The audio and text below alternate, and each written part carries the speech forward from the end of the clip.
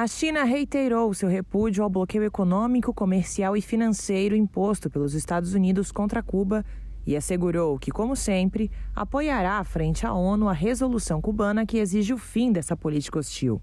As sanções dos Estados Unidos contra Cuba são uma grave violação dos propósitos e princípios da Carta das Nações Unidas e das resoluções pertinentes da Assembleia Geral. A comunidade internacional deve condená-las de forma uníssona. A China insta os Estados Unidos a desenvolverem relações nacionais normais com outros estados, de acordo com os propósitos e princípios da Carta da ONU e as normas básicas das relações internacionais. Isso está alinhado aos interesses comuns dos dois povos e também conduz à paz e estabilidade regional. A China voltará a votar a favor do projeto de resolução apresentado por Cuba, que exige o fim do bloqueio.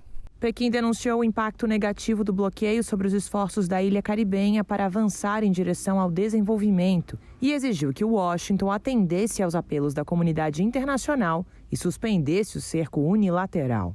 Durante 29 anos consecutivos, a Assembleia Geral da ONU sempre aprovou, por maioria esmagadora, a resolução para acabar com o bloqueio econômico, comercial e financeiro imposto pelos Estados Unidos contra Cuba, representando a justiça da comunidade internacional.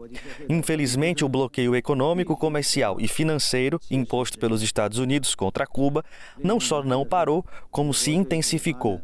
Após a pandemia de Covid-19, os Estados Unidos impuseram sanções e centenas de medidas restritivas contra Cuba, o que viola os direitos do povo cubano à subsistência e ao desenvolvimento. Na 77ª sessão da Assembleia Geral da Organização das Nações Unidas, a China também reiterou sua rejeição ao bloqueio e denunciou que a Casa Branca manteve e até apertou o cerco contra o país caribenho, aprovando centenas de medidas em plena pandemia de Covid-19. Infelizmente, o bloqueio econômico e financeiro imposto pelos Estados Unidos contra Cuba não só não foi eliminado, como se intensificou após a pandemia.